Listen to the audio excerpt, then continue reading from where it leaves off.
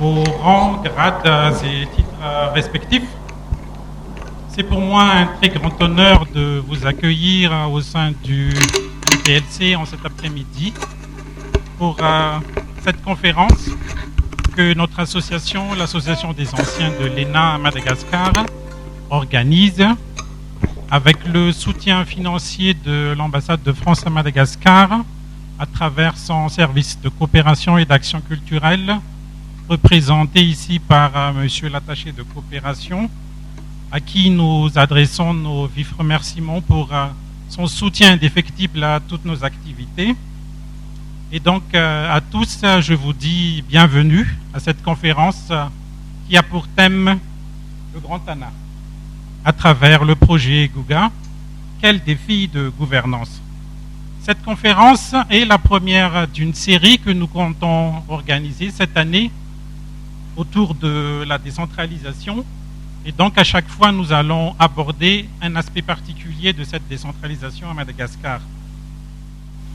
Pour introduire le thème d'aujourd'hui, rappelons que la réflexion autour de la création d'une agence d'urbanisme dans l'agglomération d'Antananarivo n'est pas nouvelle, car elle a déjà été menée au moins depuis le début des années 1990.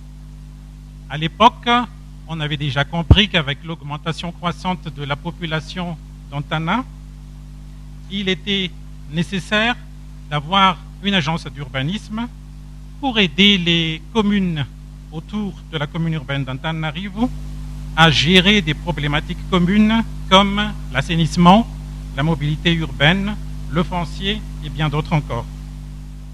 Il est alors apparu nécessaire de créer donc une structure technique pour appuyer les communes concernées quant à la gestion de ces problématiques communes. Et c'est ainsi que, dans les débuts des années 90, donc, une coopération décentralisée entre la région Île-de-France et la commune urbaine d'Antananarivo a abouti dans un premier temps à la création du BDA, le Bureau du développement d'Antananarivo, qui avait vocation à l'époque à devenir une agence d'agglomération pour le Grand Antananarivo. Malheureusement, cela n'a pas abouti, faute d'accord sur le périmètre d'action. Mais depuis, diverses études ont été menées, notamment en 2011, en 2015 et en 2016, pour la mise en place de cette agence d'urbanisme. Mais il faut le reconnaître qu'à l'époque, donc, le contexte politique n'y était pas très favorable. Et c'est seulement donc à partir des années 2016 que les choses, si on peut le dire ainsi, s'accélèrent, car c'est à ce moment-là donc qu'il y a eu un débat entre les acteurs de l'urbain de l'agglomération d'Antananarivo sur la nécessité d'un outil d'aide à la décision et d'expertise en réponse aux enjeux de territoire. Et s'en est suivi alors une étude de faisabilité confiée à un consortium international, laquelle a été par la suite validée par un comité de pilotage constitué des représentants de l'État, des communes et des partenaires techniques et financiers. Et c'est ainsi donc que les autorités étatiques et les communes qui composent le Grand Antananarivo ont affirmé ensemble leur volonté de créer une agence d'urbanisme pour le Grand Antananarivo, qui rassemblerait donc l'ensemble des acteurs impliqués dans l'aménagement du territoire à l'échelle de l'agglomération. Et c'est à ce moment-là donc que l'Agence française de développement a souhaité accompagner la création de cette agence. Et c'est ainsi donc qu'est né le projet Guga, gouvernance urbaine du Grand Antananarivo, avec la signature de l'accord en 2018. Et c'est par ce bref rappel historique donc que je vais maintenant laisser la suite entre les mains expertes de nos trois intervenants d'aujourd'hui. Nos trois intervenants d'aujourd'hui donc qui vont représenter respectivement donc l'Agence française pour le développement, l'INDDL et l'IPAM ou l'IFU Panazarin Antananarivo Sinimantiden. Nous allons entendre dans un premier temps donc l'intervention de l'AFT à travers son chargé de projet gouvernance Mathieu Burati. Rappelons que le groupe Agence française de développement est un établissement public français qui met en œuvre la politique de la France en matière de développement et de solidarité internationale. Et depuis 1952, donc, l'AFD appuie de nombreux acteurs, que ce soit les autorités nationales ou bien les collectivités locales, des ONG, des entreprises, en faveur d'un développement durable et inclusif dans les secteurs de l'urbain, du développement agricole et de la préservation de l'environnement, de l'éducation, de la formation professionnelle, de l'emploi et surtout donc de la gouvernance. Et concernant le projet Guga, donc c'est l'AFD qui soutient principalement l'INDDL et l'IPAM à travers un financement à hauteur de 5 millions d'euros. Et sans plus tarder, donc, j'invite Mathieu Burati à faire sa présentation. Merci beaucoup. Bonjour à toutes et à tous. Merci à l'Association des anciens de l'ENA pour l'invitation à cette rencontre sur les enjeux de gouvernance du Grand ANA, que je vous souhaite la plus utile possible, avec cet objectif commun qui est d'éclairer la manière dont un projet sur financement international comme le projet Guga, financé par la France à travers l'Agence française de développement, peut permettre d'améliorer la gouvernance de cette agglomération. Très rapidement, comme l'a déjà rappelé M. Rabarsou, le groupe AFD met en œuvre la politique de la France en matière de développement. Nous sommes actuellement engagés dans 115 pays dans le monde, avec plus de 4000 projets sur le terrain. Et à Madagascar, l'agence est présente depuis près de 70 ans, d'abord dans les secteurs historiques que sont les infrastructures et le développement rural, mais aujourd'hui elle a élargi considérablement ses financements. Ce sont pas moins de 112 projets que nous avons financés ces 15 dernières années dans les secteurs de l'environnement, de l'éducation, de la formation professionnelle, de la santé et depuis récemment dans le secteur de la gouvernance. Alors, me direz-vous pourquoi il nous paraît important de financer des projets d'appui à la gouvernance et a fortiori à la gouvernance locale? C'est une question qui se pose véritablement puisqu'on estime que les volumes dédiés à l'amélioration de la gouvernance dans les projets des partenaires techniques financiers représentent en moyenne 10% du volume global des activités des PTF, ce qui n'est pas négligeable. Et c'est une question qui se pose également sur le fond. Et je répondrai brièvement en disant que la gouvernance, ce n'est pas que l'État. Bien sûr, l'État est généralement au cœur des processus. Il est détenteur de la puissance publique, il est régulateur, il est pourvoyeur éventuellement de biens et de services publics. Et c'est pourquoi un certain nombre de nos projets appuient directement le renforcement des capacités de l'État. Je pense notamment au secteur de la justice. Mais il faut considérer dans la gouvernance, aux côtés de l'État, les collectivités territoriales, les organisations de la société civile, le secteur privé s'il le faut, qui participent selon leurs propres modalités à un système, à une société, à la gestion d'un territoire donné. Et la gouvernance, comme nous l'envisageons à l'AFD, c'est la régulation de ces relations entre les acteurs, c'est la coordination de ces acteurs, et c'est l'articulation des différentes échelles territoriales auxquelles ces acteurs interviennent. Et vu ainsi, la gouvernance, ça devient un enjeu assez prioritaire, quel que soit le secteur d'activité considéré, y compris dans le secteur urbain dont nous discutons aujourd'hui. C'est d'ailleurs dans ce sens qu'est rédigé l'agenda international du développement. Comme vous le savez peut-être, en septembre 2015, lors du sommet sur le développement durable à New York, les 193 États membres des Nations Unies ont adopté à l'unanimité les 17 objectifs de développement durable, les ODD, qui fixent notre agenda commun d'ici à 2030. Et parmi eux, l'objectif numéro 16, qui affirme que le développement durable, qui comprend l'ensemble des autres objectifs, ne peut pas se réaliser sans la paix, sans la stabilité et sans le déploiement d'institutions efficaces, redevables et transparentes. Donc l'AFD, elle est engagée dans la réalisation de ces objectifs, qui sont pleinement intégrés dans sa stratégie, et c'est donc assez naturellement qu'elle se donne les moyens d'appuyer dans chacun de ces secteurs d'intervention, la mise en place d'un service public efficace. Et cela à toutes les échelles, au niveau national bien sûr, mais également au niveau local. Et c'est pourquoi le renforcement des capacités des collectivités territoriales nous semble aussi important que le renforcement des capacités de planification et de gestion de l'État. Donc le développement durable des villes n'échappe pas à cette logique. On pense qu'il repose largement sur le renforcement des collectivités territoriales.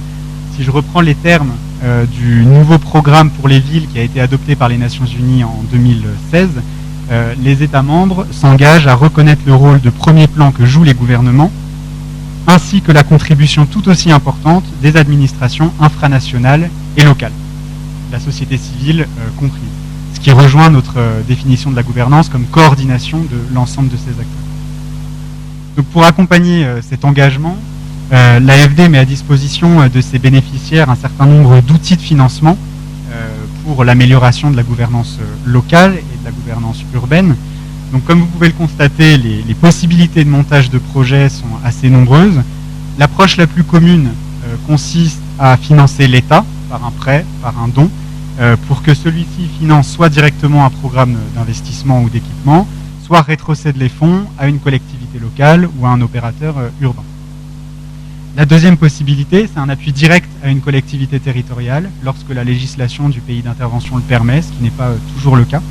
Et la troisième voie, c'est l'appui à un fonds de développement local, un FDL, comme il en existe un à Madagascar, qui a ensuite mandat pour octroyer les subventions d'investissement aux collectivités territoriales et les accompagner dans la mise en œuvre de ces investissements.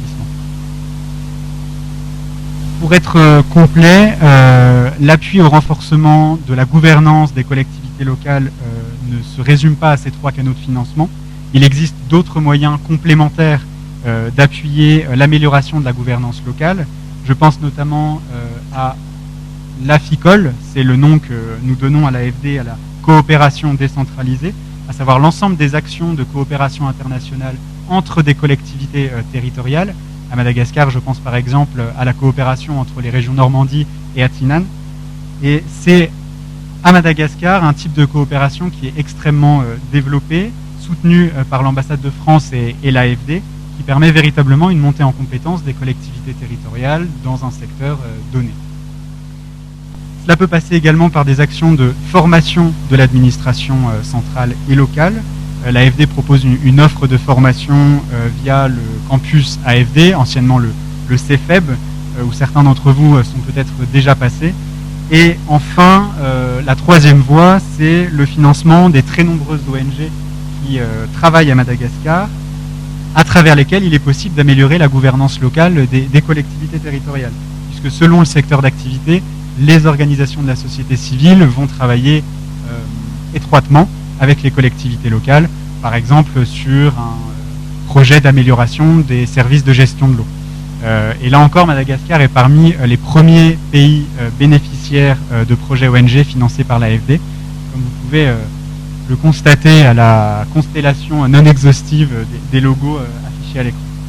Donc voilà pour le panorama des modalités de financement qui existent à l'AFD au service de l'amélioration de la gouvernance locale, la gouvernance urbaine, dans le respect de l'agenda international commun et qui nous permet en fait d'adapter notre offre de financement aux besoins exprimés par les contreparties.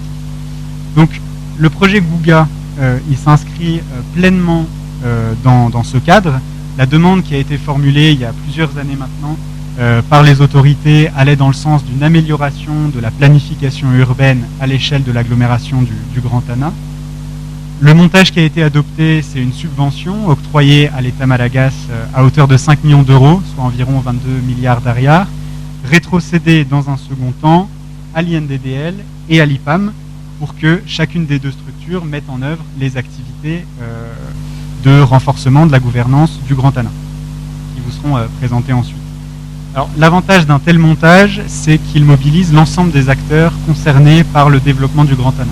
Donc l'État, bien sûr, via le MATP, via le MID et l'INDDL sous tutelle du MID, qui a mandat pour renforcer les capacités des collectivités territoriales, et les communes d'autre part, la CEA et l'ensemble des communes périphériques du Grand Tana, qui sont les bénéficiaires finaux des activités mises en œuvre. Et le troisième type d'acteur que vous voyez ici, c'est donc l'IPAM, l'agence d'urbanisme du Grand Tana, qui est une association à gouvernance partagée entre l'État et les communes, et qui offre précisément à ces deux types d'acteurs un espace de mémoire, de dialogue, de coordination et éventuellement de codécision sur les grands enjeux de gouvernance du Grand Tana. Et d'ailleurs, l'engagement de l'ensemble de ces acteurs est également un engagement financier, puisque le modèle économique de l'agence d'urbanisme repose sur le financement de l'AFD, bien entendu, mais également sur une contribution annuelle de l'État malagasy et une contribution annuelle des parties prenantes, des communes adhérentes à l'agence. Ce projet, comme l'a très justement rappelé M. Rabrissou, il s'inscrit dans la continuité d'une très longue coopération entre la France et Madagascar sur le secteur du développement urbain.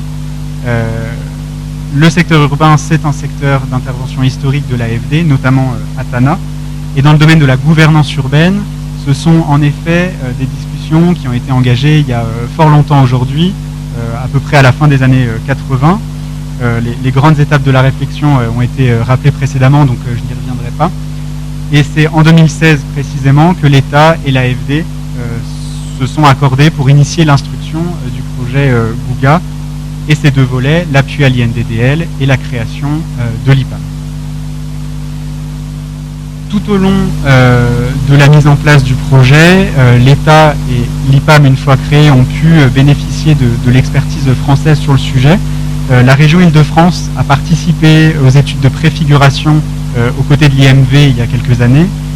L'agence d'urbanisme de la métropole de Lyon a également participé à la définition des modalités de création de l'IPAM. Et aujourd'hui que l'IPAM est créée, l'agence est en train de monter un nouveau partenariat avec son homologue réunionnaise, l'Agora. Et je me réjouis d'ailleurs qu'une coopération à l'échelle régionale puisse être envisagée sur ces thématiques, puisque les deux structures qui sont confrontées aux mêmes problématiques à l'échelle de l'océan Indien font face à des défis extrêmement similaires en termes de gestion de l'assainissement, du foncier, de la mobilité et de l'adaptation au changement climatique notamment. Donc voilà, je souhaite à l'IPAM une collaboration fructueuse avec son homologue réunionnaise qui s'inscrit justement dans la continuité des liens étroits entre la France et Madagascar sur ces sujets. Alors pour venir au fond du sujet, quel est l'enjeu du projet Gouga? Du point de vue de l'AFD, le projet est à minima justifié par la nécessité d'associer à nos appuis HARD, donc les projets d'infrastructure à l'échelle du Grand Tana, comme le projet Lalankel, dont vous pouvez voir certaines réalisations ici, y associer un appui soft, donc de développement de la gouvernance locale des collectivités territoriales. Donc l'idée, c'est que la création d'infrastructures n'est durable que si les communes ont les capacités d'entretien, de maintenance et d'exploitation de ces infrastructures, en lien évidemment avec les communautés locales et la société civile. Donc vous avez là quelques photos des travaux réalisés dans le cadre du projet Lalankel, et le projet Gouga lui est étroitement associé, via notamment un protocole d'accord signé récemment entre le MATP, maîtrise d'ouvrage du Lalankel, et l'INDDL, maîtrise d'ouvrage d'une partie du Gouga, précisément parce que le renforcement des capacités des collectivités territoriales va de pair avec la mise en place d'infrastructures comme celle-ci. Et à terme, grâce à ce type d'appui à la gouvernance locale auquel nous croyons, les acteurs de l'agglomération, quelle que soit leur structure, leur rôle dans la gestion de l'agglomération, pourront mieux travailler ensemble sur la définition de ce qu'est leur vision du Grand Tana. Donc je laisserai bien entendu les représentants des maîtrises d'ouvrage du projet Gouga, donc l'INDDL et l'IPAM, vous présenter plus concrètement le contenu des activités et la manière dont ces activités pourront répondre aux enjeux de gouvernance du Grand Tana.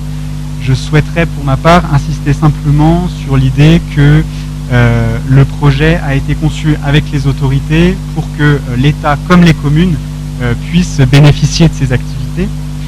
Pour l'État, via l'appui à l'INDDL, le projet lui permet de renforcer sa capacité de développement des compétences des collectivités territoriales, avec des travaux en cours de développement de son ingénierie territoriale, des travaux en cours de digitalisation des procédures de l'INDDL.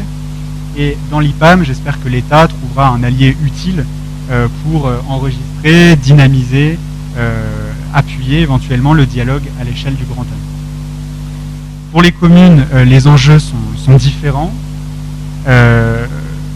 CUA et communes périphériques trouveront, je pense, un intérêt dans le projet Gouga, qui leur permet d'une part de bénéficier de plans de renforcement de leurs capacités, qui leur seront utiles pour répondre à leurs besoins en matière de renforcement de leur gouvernance, et d'autre part, le projet, via la création de l'IPAM, leur offre une expertise à disposition pour les accompagner dans leur projet de planification urbaine. Donc voilà, je conclurai simplement en insistant sur le principal défi qui attend aujourd'hui le projet Gouga, qui me semble être celui de sa pérennisation. Alors tant que durera le financement de l'AFD, on continuera d'échanger sur ce sujet de la pérennisation avec les maîtrises d'ouvrage, comme nous le faisons déjà aujourd'hui, mais il paraît essentiel dès à présent d'envisager la fin du financement AFD pour réunir les conditions de pérennisation des activités, qu'il s'agisse de l'appui à l'INDDL, du renforcement de capacité des communes ou de la survie même de l'agence d'urbanisme IPAM. Alors qu'est-ce que cela exige ? Ça passe, je pense, par une sanctuarisation du modèle économique de l'IPAM qui s'appuie sur les cotisations de l'État et des communes volontaires. Ça passe par un dialogue avec les partenaires techniques et financiers qui seront potentiellement intéressés par appuyer l'IPAM et par le financement des activités qui figurent dans les plans de renforcement de capacité élaborés dans le cadre du Gouga.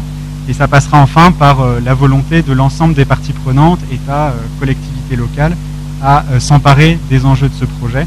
Mais je ne doute pas que les présentations qui viennent sauront convaincre. Voilà, je ne vais pas mobiliser plus longtemps la parole. Je vais laisser les représentantes des maîtrises d'ouvrage du projet Gouga, l'INDDL et l'IPAM vous présenter le contenu des activités concrètes. Et il me reste, quant à moi, à vous remercier de votre attention. On remercie donc l'AFD pour cette présentation générale tout d'abord du rôle de l'AFD. Ensuite, rappel des outils donc, de financement qui sont disponibles pour les acteurs locaux à Madagascar. Et enfin, donc, le projet Gouga, rappel des étapes du montage du projet et les défis actuels du projet, tant du point de vue donc, de l'État que des collectivités concernées. Et enfin, surtout, donc, la question de la pérennisation de ce projet. Maintenant, nous allons donc entendre l'un des maîtres d'ouvrage de ce projet Gouga, c'est-à-dire l'INDDL, qui sera donc représenté par son responsable technique du projet Gouga, Madame Armalala Nurka Christophe. Rappelons que l'INDDL est donc l'établissement public national de formation et de recherche sur la décentralisation et le développement local. Et dans le cadre donc du projet d'appui à la gouvernance urbaine du Grand Antananarivo, l'INDDL renforce en capacité donc en priorité 28 communes périphériques du Grand Antananarivo. Madame Armalala Nurka Christophe, je vous donne la parole. Bonjour, bonsoir à tous, à toutes. Je vais vous présenter le rôle que joue l'INDDL dans le projet Gouga. Tout d'abord, l'INDDL, ou l'Institut national de la décentralisation et du développement local, est un centre de formation et de recherche au service des collectivités territoriales décentralisées et de leurs partenaires, créé par le décret 2011-230 et modifié par le décret 2018-258.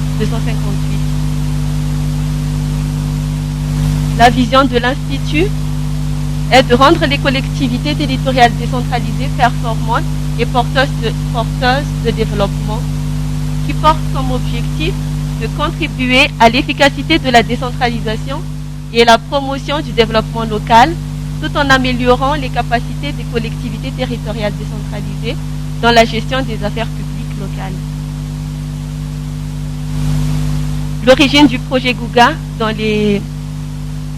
M. Rabarson nous a déjà expliqué précédemment, et puis renforcé par Mathieu, je vais juste survoler cette partie, étant les communes de l'agglomération d'Antananarivo sont confrontées à de nombreux problèmes pour pouvoir apporter des services et les conditions de vie nécessaires à une population en augmentation rapide. Ces communes, donc, pour y faire face, ont besoin des renforcements de capacité de leurs équipes et de leur personnel pour mieux répondre à tous les défis qui sont posés. Le projet Koulga comporte deux composantes. L'une des composantes est dédiée à l'appui à la création de l'agence d'urbanisme du Grand Antananarivo, ou l'IPAM, en vue d'améliorer la planification du développement de l'agglomération et l'efficacité des services urbains. La deuxième composante est confiée à l'INDDL pour le renforcement des capacités des communes dans ces agglomérations.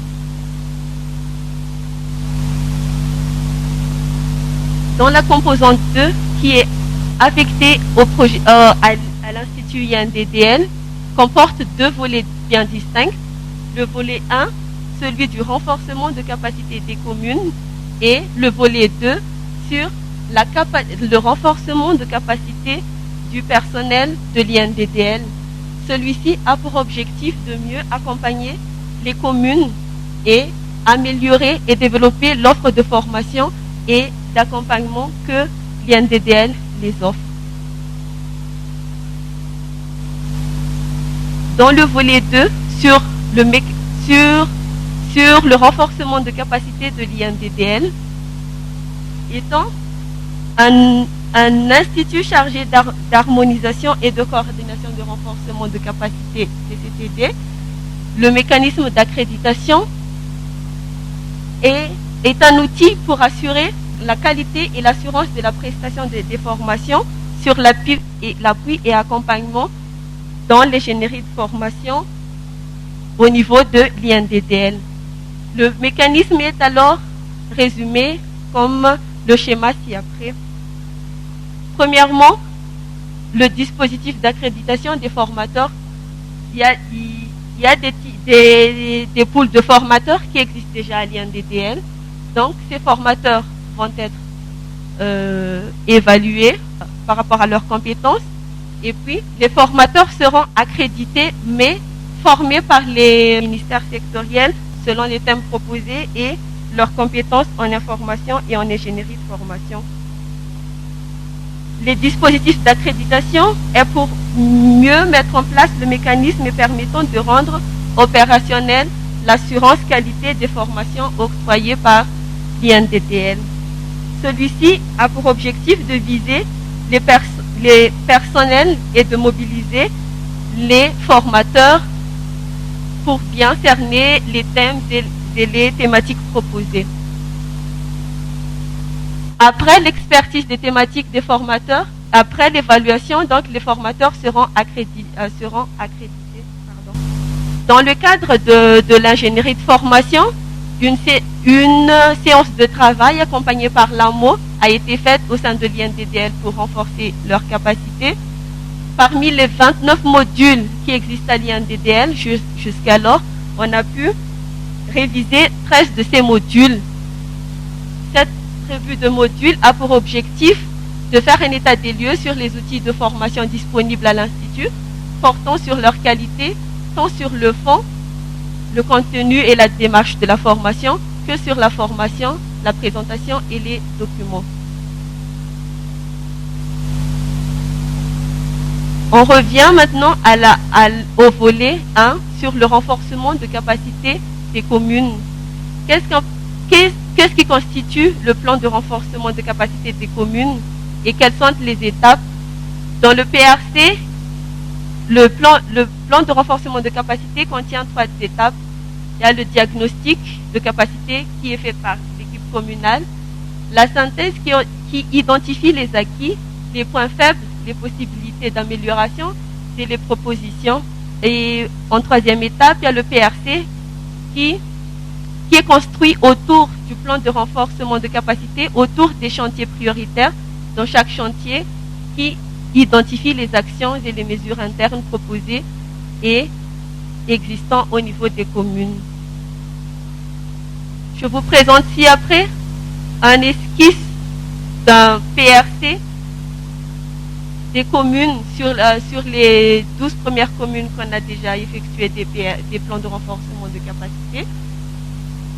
Je vous présente qu'on suit la structure, c'est juste un ébauche un critère d'analyse, mais le PRC est rédigé en bonne et due forme après les constats auprès des communes.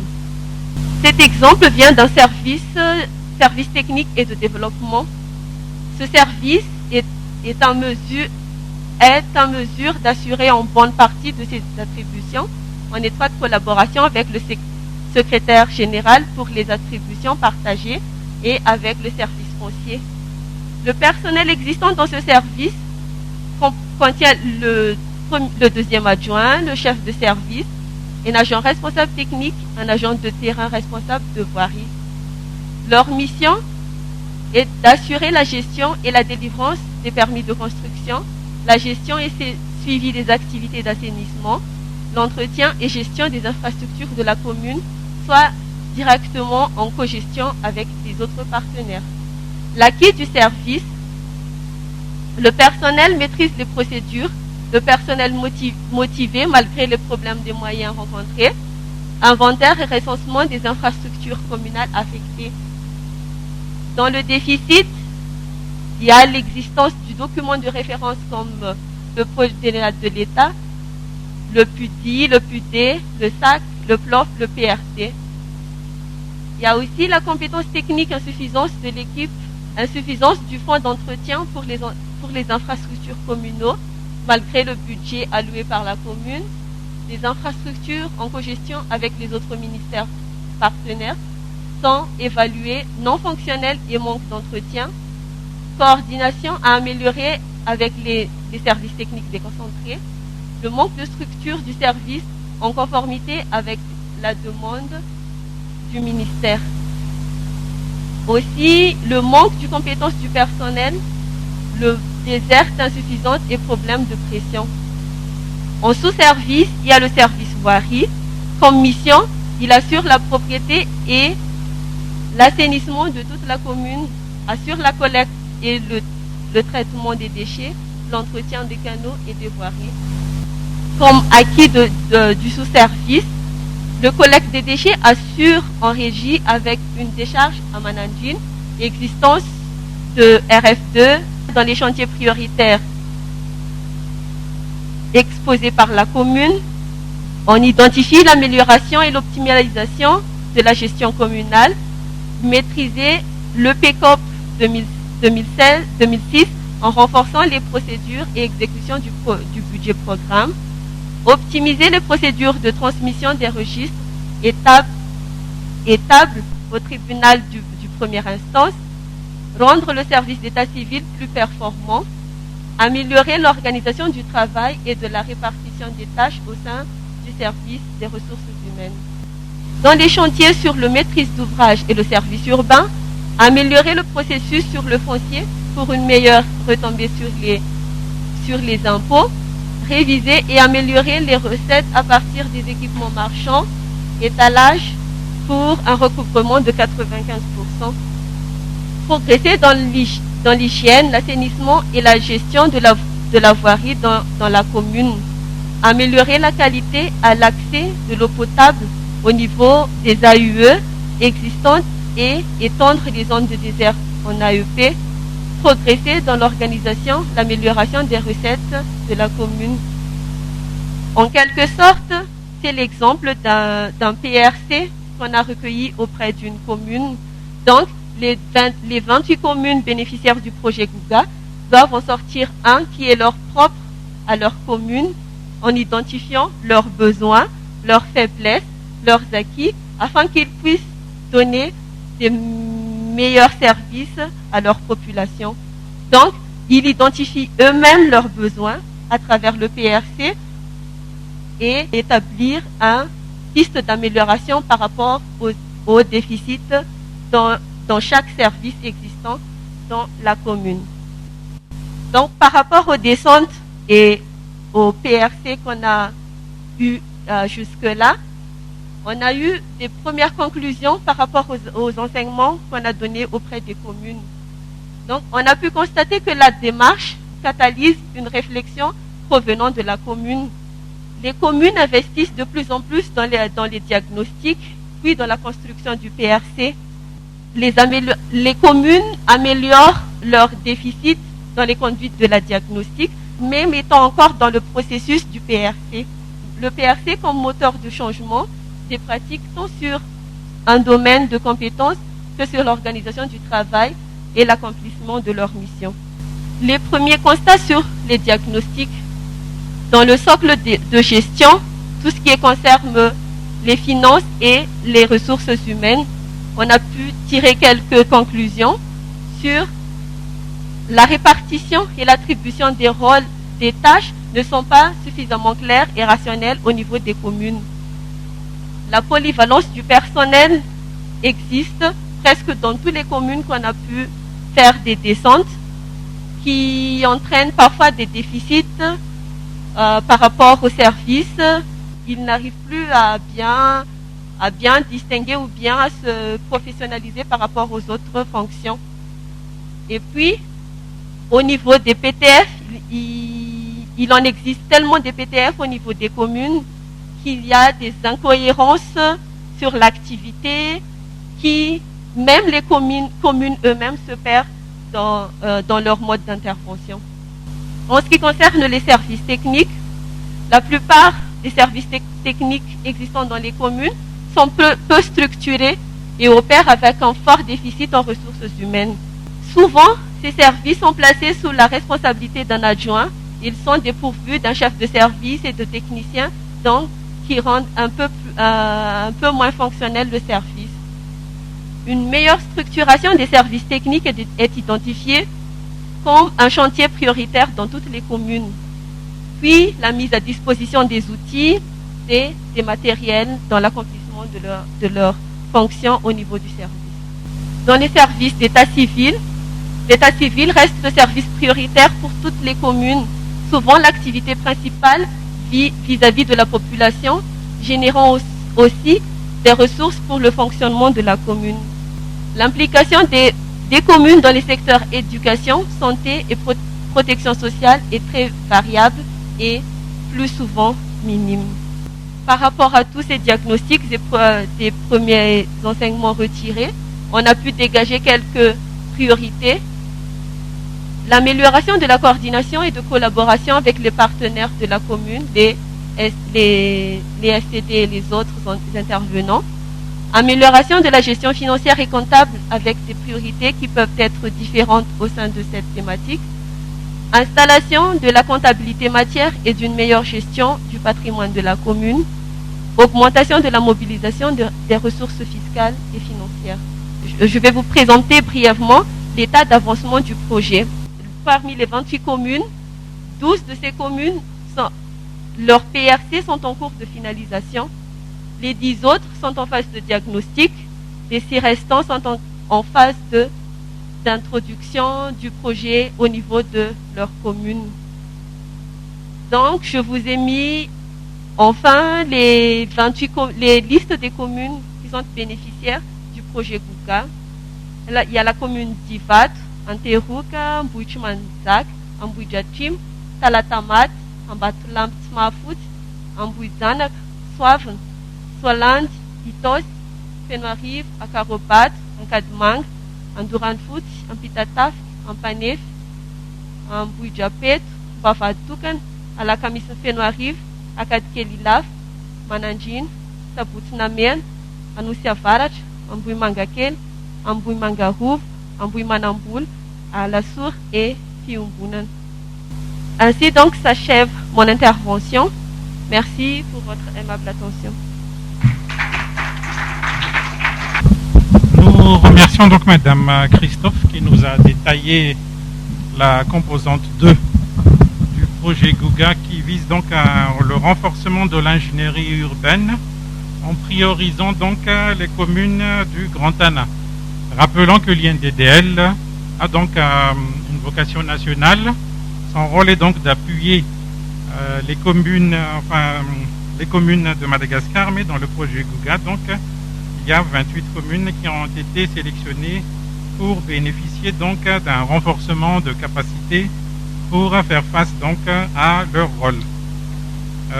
Nous allons entendre maintenant donc l'IPAM, cette agence donc d'urbanisme du Grand Tana qui vient d'être créée. Rappelons donc que l'IFPA Nazarin est une association de droit malgache reconnue d'utilité publique. C'est un outil commun d'aide à la décision pour l'État et les 38 communes, cette fois-ci, de l'agglomération d'Antananarivo rassemblées en son sein. Et pour un développement harmonieux de ce Grand Antananarivo, l'IPAM donc accroît l'efficacité de la connaissance territoriale, fournit un service de conseil et d'expertise urbaine à ses membres pour favoriser la cohérence de ses actions, de leurs actions. Donc je vous demande d'accueillir avec vos applaudissements, s'il vous plaît, Madame la directrice exécutive de l'IPAM, Madame Ravlalena Ratapulazar. À toutes et à tous, merci d'être là aujourd'hui. Très heureuse de partager avec vous cet après-midi pour vous parler de l'agence d'urbanisme du Grand Tana, ou l'IPAM, l'IFPA Nazarin Antananarivo Saint Manzidin. Le Grand Tana, c'est un terme qui nous est familier, on en parle depuis des dizaines d'années. Et pour notre sujet aujourd'hui, ça concerne en fait le périmètre du groupement d'urbanisme du Grand Antananarivo qui a été mis en place lors de l'élaboration du plan d'urbanisme directeur du Grand Tana, validé l'année dernière du projet Tatum. Ce groupement d'urbanisme est constitué par la commune urbaine d'Antananarivo et les 37 communes périphériques d'Antananarivo. Donc, je partage avec vous quelques chiffres de ce Grand Tana. C'est sur une surface de 768 km². C'est vaste, hein, c'est très vaste. Le nombre de population du RGPH3 estime à plus de 2 millions d'habitants. On estime également plus d'1 million de voyageurs en taxi par jour et plus de 1000 tonnes de déchets à évacuer par jour. L'agence d'urbanisme, comme il a été dit tout à l'heure, c'est une association avec une reconnaissance d'utilité publique. Elle a été créée en 2019 et elle vient d'être reconnue d'utilité publique. Donc, les organes de cette institution sont l'Assemblée générale, constituée naturellement par les communes dont on a parlé tout à l'heure, communes urbaines de Tana, et les 37 communes périphériques. Mais il y a aussi l'État malagasy, représenté par le ministère de l'Aménagement du Territoire, ministère de l'Intérieur et de la Décentralisation, ministère de l'Économie et des Finances et la primature. Il y a un conseil d'administration et la direction exécutive que moi je dirige, au sein de laquelle il y a un pôle connaissance territoriale et un pôle cohérence territoriale. Quand on a discuté de cette conférence, la question qui nous a été posée était quel défi pour la gouvernance de ce Grand Tana. Donc, on peut dire que le premier défi est déjà d'avoir mis en place cet outil partenarial qui permet de faire travailler ensemble l'État malagasy et les communes, les collectivités de ce périmètre du Grand Antananarivo. Donc là, c'est une très belle image de la dernière Assemblée générale de l'IPAM avec les maires qui sont engagés, qui sont convaincus qu'il faut travailler ensemble pour réussir ensemble la gouvernance de ce Grand Antananarivo. Comme il a été dit tout à l'heure, il y a eu des études de faisabilité pour mettre en place cette agence d'urbanisme. Et parmi les priorisations qui ont dû être faites, c'est vraiment dans quel secteur on va travailler. Parce que les problématiques sont vastes, énormes, et on n'a pas des moyens illimités pour pouvoir tous les traiter en même temps. Donc les acteurs consultés dans le cadre de ces études ont priorisé le foncier, considéré comme le capital d'investissement des collectivités au sein de l'IPAM, les mobilités et transports, aucun de nous ne peut prétendre ne pas avoir de problème par rapport à cela dans le Grand Tana, les déchets solides à évacuer, à traiter, à développer, et l'assainissement des eaux pluviales et usées. Il y a deux thématiques transversales qui sont prises en compte systématiquement dans les projets qui seront élaborés au sein de l'IPAM, le genre et les risques climatiques. Donc je reviens au pôle. Donc aujourd'hui, je vais essayer de partager avec vous, vous faire comprendre les missions de cette agence d'urbanisme qui est relativement nouvelle et comme la plupart des gens qui ont travaillé dans le domaine de l'urbain Tana, on en parle depuis les années 90 et chacun a dans sa tête ce que c'est son agence d'urbanisme. Donc aujourd'hui, je vais essayer de vous faire comprendre les missions de cette agence d'urbanisme qui a été mise en place très récemment. Donc à travers les deux pôles, qui est le pôle de connaissance et pôle cohérence. Pôle connaissance, pourquoi? Ce n'est pas nouveau. Pour pouvoir traiter un problème, il faut d'abord connaître ce que c'est.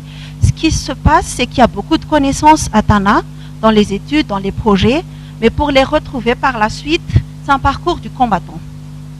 Il y a aussi des études qui refont les mêmes enquêtes que d'anciennes études, et ça, c'est de l'argent perdu et du temps perdu. Et là, au sein de l'IPAM, le défi est de piloter le développement du Grand Tana à partir des données fiables. Donc, on ne fait plus de pilotage à vue. On a des données, on les collecte, on capitalise, on met à disposition, on en produit si besoin. Mais aussi, puisque quand on fait des études, il y a beaucoup d'enquêtes qui sont faites, dont on en extrait pour un projet spécifique, mais il y en a d'autres qui peuvent être exploitées aussi. Donc, l'idée est de pouvoir les exploiter, animer. On a des données, mais si on ne sait pas quoi en faire, ça ne sert à rien. Il y a toujours de l'argent perdu. Et bien évidemment, assurer une veille sur ces données, parce que si moi, j'ai mis plus d'1 million de voyageurs, mais ça, je l'ai entendu depuis 10 ans, mais je n'ai pas plus de données que ça, donc j'en parle encore. D'où l'utilité de travailler sur la connaissance du territoire, parce que si on traite un problème de transport de voyageurs avec 1 million d'habitants, 1 million de déplacements de voyageurs, et 1,5 million de voyageurs, ce n'est pas les mêmes réponses. Donc, travailler sur la connaissance du territoire. Donc, l'objectif de ce pôle, c'est vraiment d'être un centre de ressources partagées pour le Grand Antananarivo. Donc, on va mettre en place un centre de ressources, mais aussi des observatoires urbains. Et on va mettre en priorité les observatoires sur le foncier, qui en collaboration avec les observatoires déjà existants au sein du ministère, et un observatoire sur la mobilité. Là, je vous ai mis un petit exemple de la ville de Bordeaux, un résultat communiqué sur leur observatoire des transports, qui permet de voir à première vue qu'est-ce qu'il y a. Il y a 8% de part modale de déplacement en vélo, il y a 200 km de voies cyclables. Avoir ces chiffres permet à la collectivité de mieux orienter ce qu'elle va faire. Mais même dans le privé, un start-up, une autre entreprise, quand ils voient ça, ils se disent, tiens, mais il y a quelque chose à faire là. Donc l'idée, c'est de pouvoir disposer de connaissances qu'on va pouvoir exploiter à Tana, autant pour les collectivités, pour l'État, mais l'ensemble des acteurs qui souhaitent œuvrer pour le développement de ce Grand Antananarivo. Et là, c'est un autre exemple de l'agence d'urbanisme de La Réunion, qui est partenaire de l'agence d'urbanisme de Tana, de son observatoire des déchets. Donc, par exemple, je prends l'exemple, 599 kilos de production de déchets par habitant. Tout à l'heure, quand je vous ai dit plus de 1000 tonnes, en fait, dans les données que je vous ai dit, les chiffres du Grand Tana, j'ai tâtonné, j'ai hésité parce que le temps de préparer la conférence, je n'ai pas eu le temps d'avoir accès aux données qui existent certainement. Donc, je suis partie d'une estimation globale de 0,400 kg par habitant de production de déchets. Mais quand on sait qu'il y a, par exemple, il y a 200 kilos par jour de différence dans le dimensionnement de nos infrastructures et de nos ouvrages, il y a beaucoup de changements si on considère plus de 2 millions d'habitants. D'ailleurs, je ne vais pas polémiquer, mais ceux qui travaillent dans l'urbain estiment à plus de 3 millions les habitants de ce Grand Tana. Mais le RGPH nous dit 2 millions. Ça, c'est une problématique qu'il va falloir traiter au sein de l'IPAM. Quelles données utiliser? Et on se met d'accord que quand c'est ça, c'est à partir de là qu'on travaille ensemble. Donc, comme je disais, travailler sur la connaissance territoriale, ne pas faire des études pour faire des études, faire des enquêtes pour faire des enquêtes, mais les capitaliser, gagner du temps, travailler vite, et ça coûte de l'argent aussi. C'est beaucoup d'argent de faire des enquêtes. Alors, s'il y a des résultats qu'on peut exploiter, c'est déjà ça de moins pour les collectivités. Parce qu'on sait que les moyens et les ressources sont très limités. Et si on peut se permettre de gagner de l'argent, mais gagner aussi du temps, parce que la croissance dans les villes est très très rapide. Le temps que moi je fais mon enquête pendant 2, 3, 5 ans, les choses évoluent. Donc s'il y a des choses qu'on peut capitaliser, des choses qu'on peut distribuer avec des protocoles bien évidemment, parce qu'on ne va pas distribuer ça comme ça, ça sera l'utilité de l'IPAM et je vous invite de ne pas l'oublier quand on sera vraiment opérationnel. Ensuite, il y a un autre pôle cohérence territoriale. L'objectif est d'être un acteur majeur de la fabrique de ce Grand Antananarivo. Un pôle cohérence territoriale. Pourquoi la cohérence? Je vais vous prendre un exemple. Je pars au travail, il y a un petit bouchon devant moi, petit embouteillage. Moi, je dis, ah, c'est encore ce taxi B qui n'est pas bien en place, qui se gare n'importe quoi. L'autre qui est à côté de moi dit, ah, mais c'est le trou qui n'est pas réparé par la commune. La commune ou la région, ou je ne sais pas, elle n'est pas réparée. L'autre qui va dire, oui, mais de toute façon, il y a trop de véhicules à Tana, donc ça ne va jamais marcher. Il y a d'autres qui disent, non, mais c'est l'école qui règle pas ces stationnements. C'est les gens qui vont chercher les élèves qui bougent la rue. Donc, nous quatre, on a notre façon de voir le problème. Et on n'est pas en capacité de mobiliser ces 4 responsables qui vont pouvoir résoudre le problème. Donc, mettre en cohérence, c'est de pouvoir travailler au sein de l'IPAM avec ces 4 acteurs-là pour résoudre ce problème. Mais il se peut encore que le problème qu'on voit n'est pas la source du problème. Il se peut que ça soit un impact dans notre problème à côté, qui peut être à notre commune, donc qui va être mobilisé pour résoudre ces problèmes et ne plus avoir d'impact en aval. Ça, c'est un exemple de la nécessité de mettre en cohérence, et à ce jour, c'est très difficile parce que moi, en tant qu'entité administrative, je n'ai pas à dire à l'autre entité administrative de faire son boulot. Et l'IPAM est un espace où on va pouvoir dialoguer, on va pouvoir réussir ensemble. Donc, le troisième défi, c'est vraiment de réussir ensemble. Travailler ensemble, oui. Il nous arrive, quand il y a des problèmes, d'appeler tous les organes. Venez, on va discuter. Mais si chaque organe, comme sur sa position, être là, mais ne rien laisser pour résoudre le problème, ça ne va pas aller. Donc, pas seulement travailler ensemble, mais réussir ensemble. Donc, il y a des outils qui vont être mis en place au sein de l'IPAM. Ça peut être des cycles de conférences, des think tanks, un groupe de travail, mais aussi d'aller sur terrain avec les acteurs s'il y a des problèmes qu'il va falloir résoudre ensemble. Donc, dans cette mise en cohérence, bien évidemment, la planification de l'agglomération du Grand Tana. Donc, l'IPAM va contribuer à l'élaboration de l'ensemble des outils de planification urbaine qui vont être mis en place ou qui ont déjà été mis en place sur ce Grand Tana-là. Donc, mettre en cohérence, comme je disais tout à l'heure. Pour mieux expliquer cette mise en cohérence, je vais prendre un autre exemple. On va créer un décharge. Il y a un projet qui finance la construction de l'infrastructure. Mettre en cohérence et optimiser l'investissement, c'est la capacité aux collectivités, aux acteurs de se dire, maintenant qu'on a une décharge, on va structurer la filière en amont. Comment structurer la collecte? Comment on pérennise la collecte des déchets au sein des collectivités? Mais après aussi, de se dire, puisqu'on a une décharge, donc on sait qu'on a de la matière, il y a quand même une taille critique qui peut être atteinte si la collecte est faite correctement. On peut générer des revenus. Donc, comment on peut travailler là-dessus? Donc, c'est ça quand on parle d'optimiser les investissements, mais pas de se dire, il y a une infrastructure qui est mise en place, et puis c'est là, au bout de 3, 4, 5 ans, on en refait une autre. Donc là, c'est juste l'image, c'est juste pour se dire qu'on se met à table et on travaille ensemble. Donc, ce que je disais tout à l'heure, ça peut concerner aussi les grands programmes portés par les PTF, mais aussi le dialogue avec le privé. Le secteur privé, malheureusement, je parle de manière générale, ne soyez pas offensés si certaines communes sont plus dotées que d'autres et sont en capacité de faire ce que je suis en train de dire, mais j'essaie juste de vous faire comprendre tout ce qui serait possible de faire au sein de l'IPAM. Il y a les privés qui viennent voir les communes, mais comme s'ils n'ont pas d'interlocuteur en face pour répondre à leurs propositions. Et là, l'IPAM met à disposition des communes cette compétence de se dire, voilà, il y a quelqu'un qui veut investir dans l'assainissement, quelqu'un qui veut faire un projet d'aménagement. On est aux côtés de la collectivité pour formuler la réponse, pour discuter, négocier avec les partenaires privés, parce qu'on le sait tous, ce sont les privés qui construisent la ville.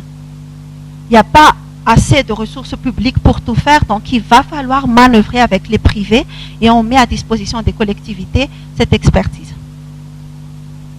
Donc là, j'ai extrait des problèmes d'assainissement dans le cadre de l'élaboration du plan d'urbanisme directeur, volet assainissement, juste en illustration. Le 4e défi, c'est de miser sur les communes. Et j'entends bien, j'imagine, ceux qui se disent, les communes, mais il y a très peu de ressources. Les communes sont faibles, les communes ne peuvent pas faire grand-chose dans leur état actuel. Oui, mais c'est pour ça que c'est un défi.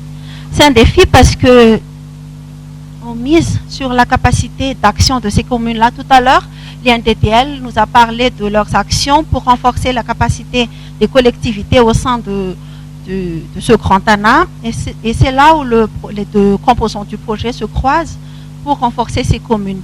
Et nous, à l'IPAM, comment on le fait? Tout d'abord, pour apporter un conseil aux élus, aux maires, quand il y a un problématique précis, donc on revient toujours, foncier, déchets, mobilité, assainissement et le changement climatique en transversal. Sur ces 4 domaines-là, on peut mettre à disposition un conseil pour mieux aiguiller, pour mieux orienter les décisions au sein des collectivités. On met à disposition une expertise urbaine sectorielle. Voilà, il il y a un secteur autour du marché, c'est la catastrophe, pas de parking, embouteillage, saleté et tout ça. On peut travailler avec les collectivités pour trouver comment on peut le résoudre. Si on peut le faire en interne, on le fait. S'il y a besoin de recourir à un prestataire, ben, on le fait aussi pour les collectivités. Donc, on est en appui à maîtrise d'ouvrage de ces collectivités-là pour l'élaboration de documents de planification urbaine à l'échelle locale. Ça peut être un plan d'urbanisme de détail, ça peut être un plan local d'occupation foncière, qui est très important, mais je vais y revenir tout à l'heure. Et bien évidemment, un développement de partenariat. Quand il y a un partenaire qui vient voir la commune, on est en appui pour pouvoir constituer les dossiers, pour pouvoir identifier les projets et négocier avec les partenaires pour les communes membres de l'IPAM. Là, j'ai pris une illustration dans le PUDI du Grand Tana, c'est la répartition pour la gestion des déchets autour des sites qui sont créés et d'autres en cours de création. Il y a 4 ronds, mais ce qui montre que les communes doivent travailler ensemble. Donc l'IPAM apporte son appui, ça peut être pour une commune, ça peut être pour 2-3 communes qui veulent travailler ensemble, mais ça peut être aussi pour l'ensemble des 38 communes du groupement d'urbanisme du Grand Tana, pour dire que de toute façon, il va falloir travailler ensemble.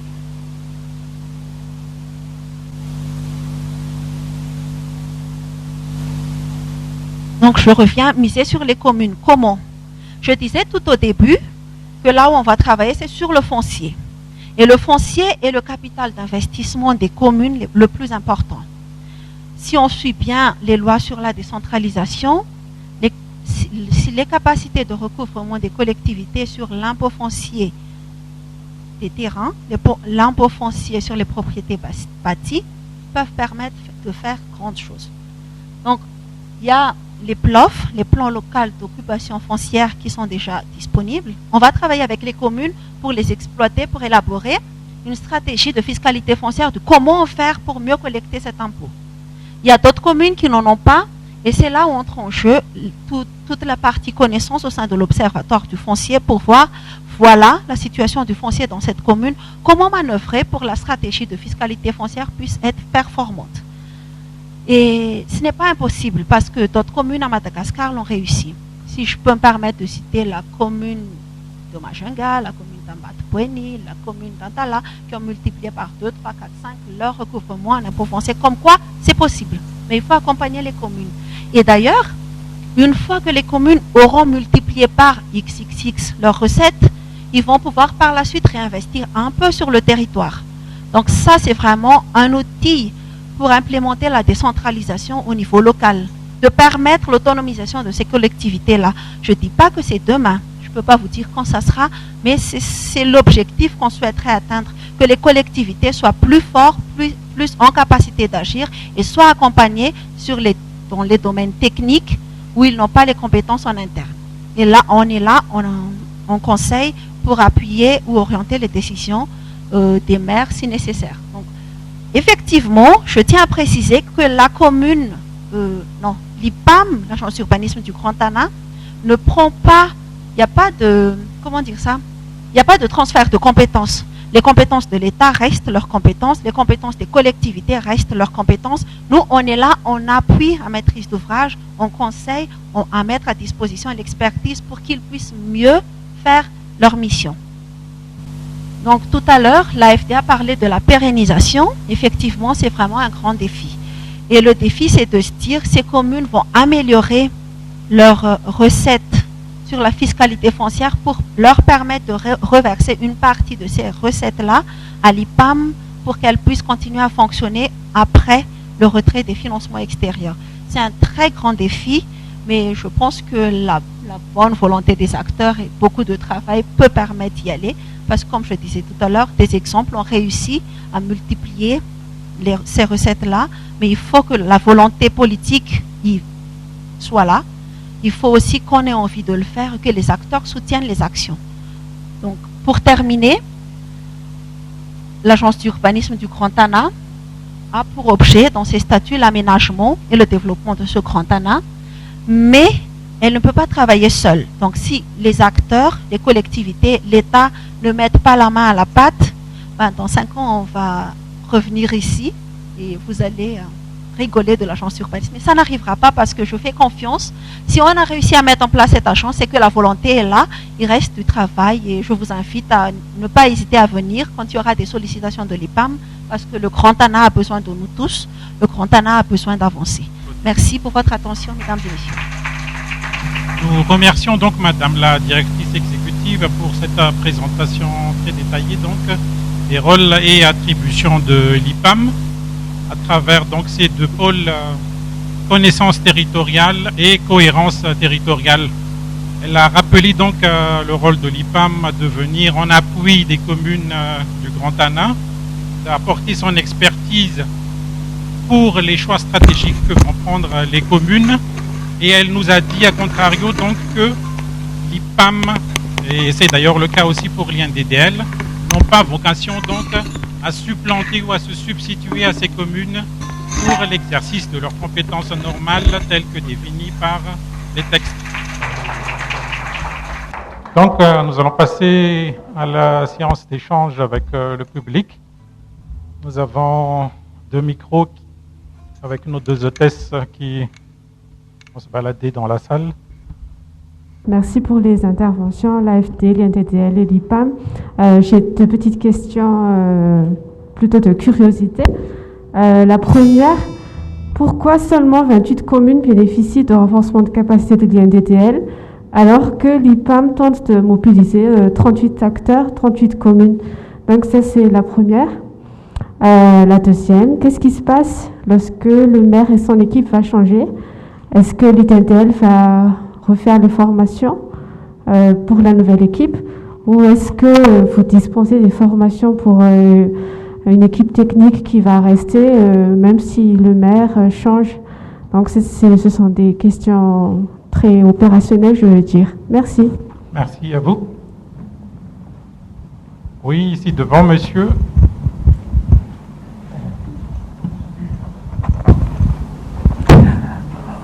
Bonjour toute la salle. Merci également pour vos interventions. Randy Tsoutina, élève planificateur principal au sein de l'IMATEP à Ivan, l'Institut malgache de technique de planification. J'ai 2 questions. La première, peut-être une remarque. Comment est-ce que vous délimitez le Grand ANA? Et deuxièmement, parler d'un projet sur le Grand ANA, je pense que c'est chose futile si on ne creuse pas en profondeur quelle est la raison de l'engorgement, l'exiguïté et la saturation de la densité de la population ici à Tana. Et est-ce que vous avez pensé à un type de planification quant à la gestion périurbaine, l'exode tant rural que exode périurbain? Merci. Merci beaucoup. Peut-être une 3e question? Oui, ici devant, monsieur l'attaché de coopération.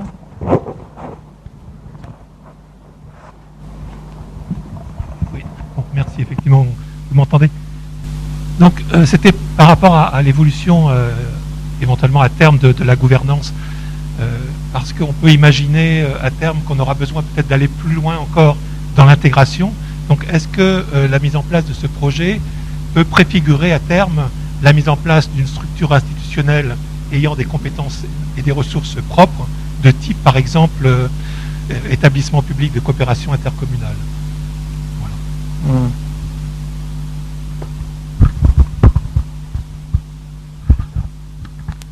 Nous allons peut-être reprendre encore la question de monsieur là. Bonjour tout le monde. Bonjour. Je voulais tout d'abord remercier les intervenants de leur exposition qu'ils nous ont montrée. Mais surtout, j'aimerais, parce que en regardant tout ce qui était exposé, c'est un projet, mais avec des aspects dans le court terme. Mais en creusant un peu profond, on verra que le problème de Tana, réellement, est un manque d'infrastructure. Parce que si on regarde un peu l'histoire, Tana a été conçu pour 250 000 habitants en 1960. Aujourd'hui, on nous dit 2 millions à 3 millions d'habitants. Donc ça veut dire que même si on prend des mesures d'assainissement, des mesures d'aménagement actuellement, mais il faut viser aussi à la création de peut-être de nouveaux quartiers ou bien une manière générale de résoudre le problème. Parce que chaque fois qu'on va essayer de le régler d'une manière à court terme, il y aura quand même une explosion démographique à suivre et il y aura aussi des problèmes qui vont s'accumuler. Merci. Merci beaucoup. On va peut-être essayer déjà d'apporter des éléments de réponse aux questions qui ont été posées par ces 4 premières personnes. Concernant donc les communes d'intervention, 28 pour l'INDDL, 38 pour l'IPAM. Qui voudrait apporter des éléments de réponse?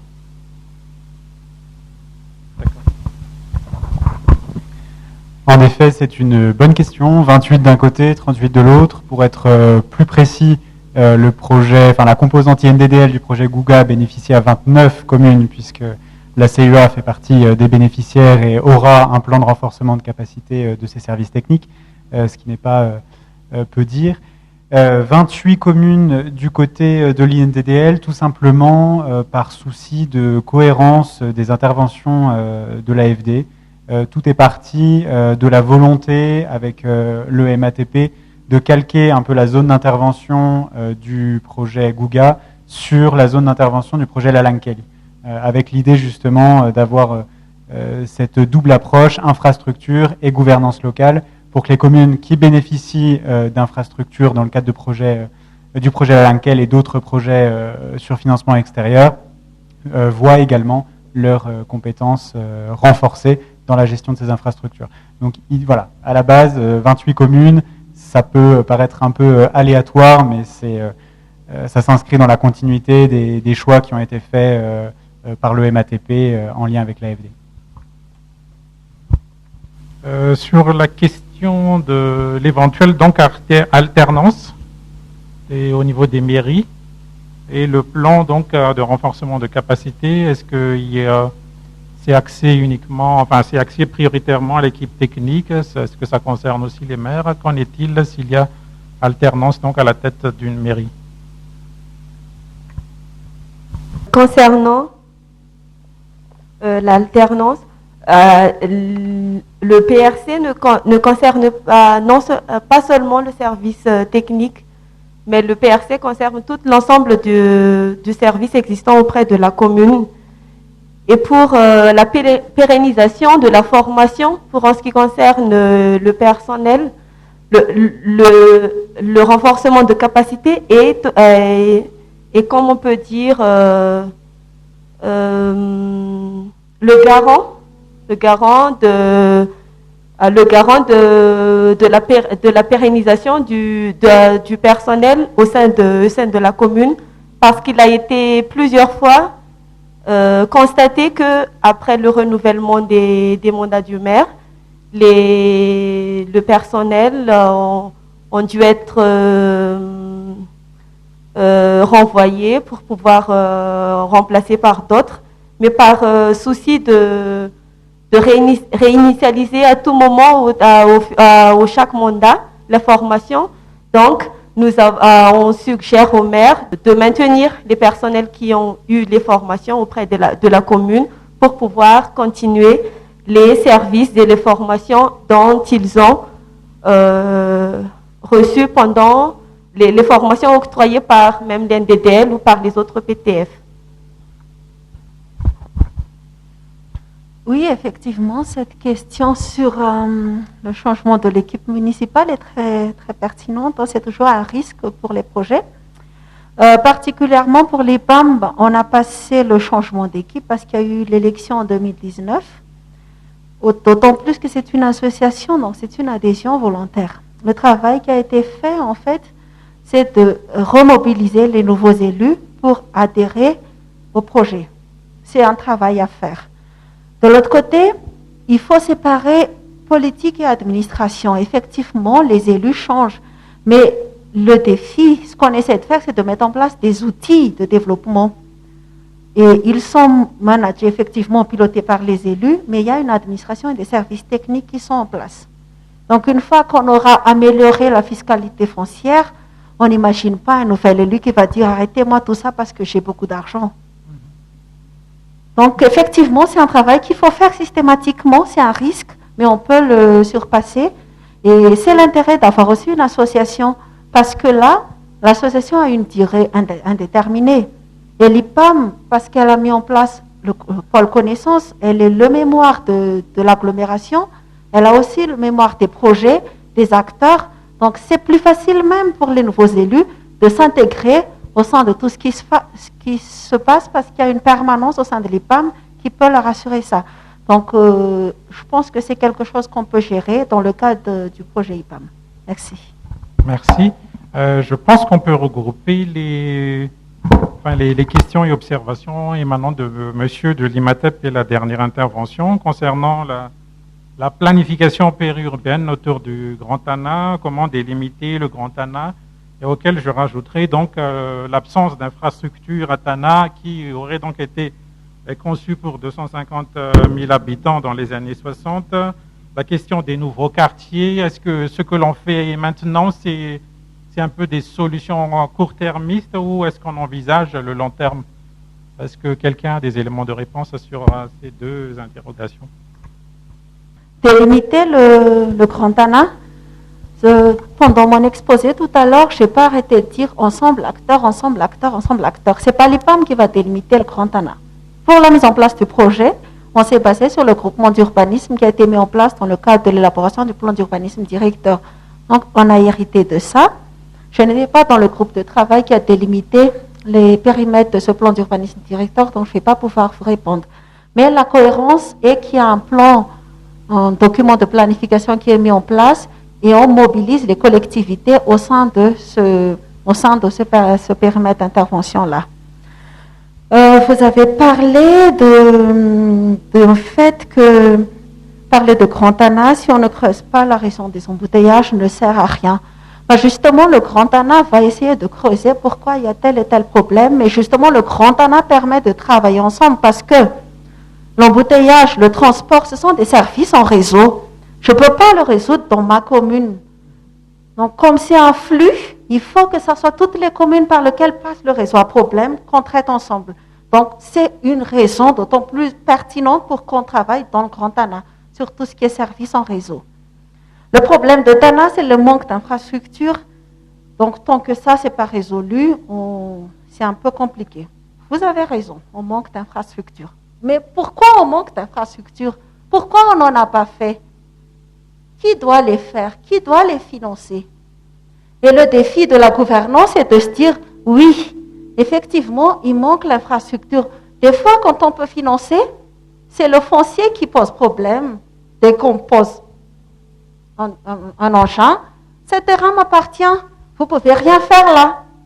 Et ce qu'on essaie de faire à l'IPAM, à travers le foncier, c'est de travailler à constituer des réserves foncières pour les communes et pour les projets. Je schématise vraiment. Une fois qu'on aura sécurisé le foncier pour travailler, on travaille aussi en parallèle sur la fiscalité foncière. Peut-être qu'on ne fera pas 20 km de route, mais la commune peut-être va pouvoir réinvestir un peu sur 2 km de route. Et comme on le sait tous, si le bénéficiaire a un apport pour mettre dans un projet, il est plus facile de mobiliser les autres partenaires. Voilà, moi je mets 20%, est-ce que vous pouvez m'aider sur les 80% pour pouvoir le faire? Pour dire que la gouvernance, effectivement, ce n'est pas le visible qu'on aimerait tant avoir, c'est nécessaire, mais c'est le chemin qui va permettre aux collectivités de pouvoir mieux faire, ou tout simplement de pouvoir faire. Et ça, c'est le défi au sein de l'agence d'urbanisme. Il y a d'autres programmes qui font des infrastructures, mais nous, c'est de se dire, voilà les communes, voilà où ils en sont, voilà ce qu'on souhaiterait qu'elles puissent être capables de faire dans quelques années, mais pas d'être là à chaque fois, dans nos caisses, il y a juste de quoi payer les salaires et ramasser les ordures. Certains maires parlent comme ça. Mais de pouvoir faire plus pour la population, parce qu'effectivement, les compétences d'une commune est très large. Ce n'est pas que ça. Donc vraiment, sur l'aspect gouvernance. Mais vous avez raison, on manque d'infrastructures. Merci beaucoup. La dernière question concernant l'évolution, donc à terme, de cette intégration intercommunale autour de Tana. Quelle structure institutionnelle est-ce qu'on en envisage? Et moi, je rajouterais à titre personnel, Qu'en est-il de l'OPCI et FIFTAMA actuellement?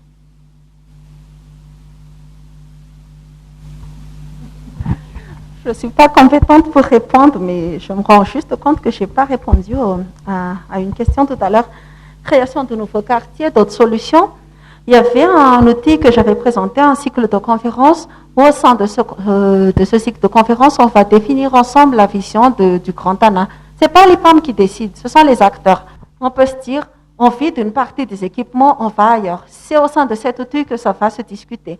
Donc il y a encore beaucoup de choses à mettre en place parce qu'effectivement, tous les projets ne vont pas dans la même direction. Et on met en place des outils à l'IPAM qui vont permettre de converger. Voilà où on veut aller tous ensemble dans ce Grand Tana. Je n'ai pas de réponse pour l'exode rural, périurbain, mais ça pourra être traité au sein de l'IPAM plus tard si les autres acteurs y trouvent un intérêt.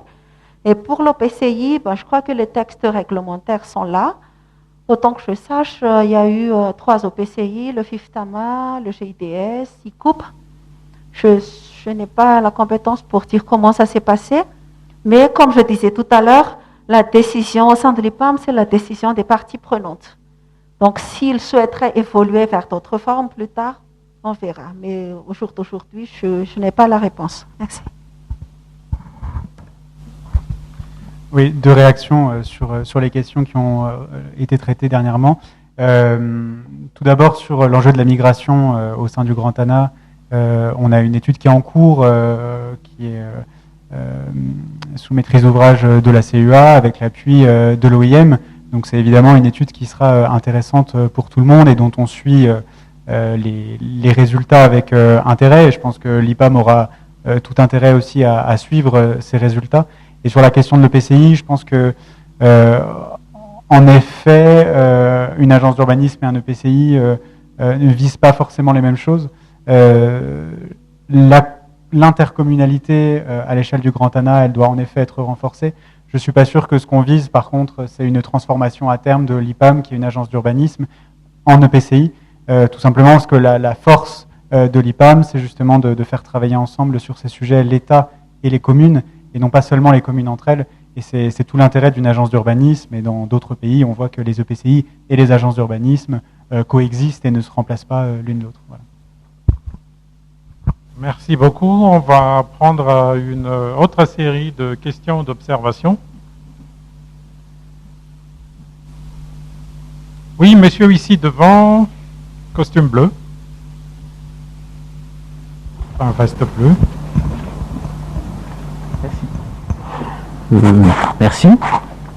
Tout d'abord, félicitations à nos 3 intervenants pour le contenu très riche et très enrichissant. Ma question concerne un peu plus ma perception de la gouvernance aussi. On a beaucoup parlé des acteurs que sont les collectivités, mais il y a d'autres acteurs aussi dans le volet politique, qui sont les autres structures. Il y a le secteur privé, vous l'avez déjà énoncé, mais il y a aussi les organisations de société civile. Donc, si on veut en effet implémenter les solutions qui sont là, qui sont très louables, si on veut mobiliser aussi ces acteurs-là, peut-être qu'il serait judicieux de les inclure un peu plus aussi dans les réflexions et dans la prise de décision. Donc ma question, c'est dans quelle mesure, que ce soit l'IPAM ou l'INDDL, dans quelle mesure peut-on intégrer les autres structures politiques dans votre démarche? Merci. Merci. Une autre? Oui, bonjour à tous. Je me présente, Mandje Sirak-Toarson, directeur de la coopération internationale à la commune urbaine d'Antananarivo. On a tout à l'heure beaucoup parlé de décentralisation. Moi, je pense qu'on n'a pas assez parlé de ressources locales pour que les communes puissent mieux faire, comme l'a dit Madame la directrice. Car si vous voulez, aujourd'hui, les communes ont besoin d'une vraie décentralisation. Et cela passe par l'autonomie de leurs finances, qui est leur premier outil de développement, en fait. Comment on fait si, en fait, l'État, pour eux, décide de l'utilisation de ces fonds? Généralement, aujourd'hui, l'argent des communes et des régions reste géré par le MEF. On a les comptables et puis les agents des trésoreries municipales qui restent des agents du MEF. Et puis, selon la loi 2014-020, qui est en partie relative aux ressources des CTD, les communes ne sont même pas autorisées à effectuer d'emprunt. Aujourd'hui, le problème est qu'il manque un décret en fait, d'application pour que le MEF puisse cadrer l'endettement de ces communes. Mais si vous voulez, le plus important, c'est aujourd'hui de donner les outils pour pouvoir développer leurs projets de manière autonome. Et pour ça, les communes comme Diego ou Tana, enfin des communes comme Diego surtout, n'ont même pas le luxe d'avoir de trésorerie municipale. Donc moi, ce que j'ai envie de savoir, c'est dans quel cadre est-ce que le projet Guga peut intervenir en termes de décentralisation fiscale des communes, et puis quelle est votre vision pour contribuer à leur autonomie. Voilà, merci. Merci beaucoup. Une troisième intervention. Est-ce que les communes, c'est une obligation de résultat, par rapport à vos suggestions, à vos diagnostics, analyses? Merci beaucoup. Peut-être qu'on peut déjà essayer d'apporter des éléments de réponse donc à ces trois séries d'interventions, de questions. La première concernant donc la mobilisation du secteur privé et de tous les autres acteurs pour intégrer les structures qui ont été développées donc lors des interventions de tout à l'heure. Est-ce que quelqu'un se propose de donner des éléments de réponse? Oui. Je ne me suis pas étalée là-dessus tout à l'heure, mais effectivement, l'IPAM est une association. Et il y a 5 collèges de l'Assemblée générale de l'IPAM. Premier collège, c'est la commune urbaine d'Antananarivo. Deuxième collège, c'est l'ensemble des communes périphériques de ce Grand Tana. Troisième collège, c'est les représentants de l'État malagasy. Quatrième collège, c'est la représentation des bailleurs, des PTF qui travaillent à Madagascar. Et le 5e collège, c'est les OSC. Donc effectivement, ils sont dedans, mais ils vont être sélectionnés suivant la convergence de leurs objectifs par rapport aux objectifs de l'IPAM. Merci beaucoup. Deuxième question concernant donc l'autonomisation financière des communes et la décentralisation fiscale. Je rajouterai que c'est un très vaste sujet qui pourrait même faire l'objet d'une conférence à part, puisque l'AENA, comme je le disais, envisageait cette année de faire plusieurs conférences sur la décentralisation. Ça pourrait même faire l'objet, on va dire, d'une conférence tout entière. On ne va pas, je pense, ici apporter des solutions miracles à cela, mais j'imagine, compte tenu de vos expertises particulières, vous avez des éléments de réponse à apporter sur ces sujets-là.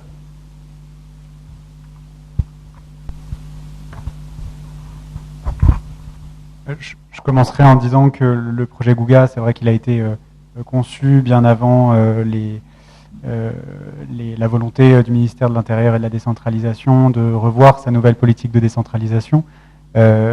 L'IPAM, comme l'a expliqué Madame la directrice exécutive, se donne pour mission d'accompagner la CUA et les communes périphériques dans l'amélioration du recouvrement de l'impôt foncier.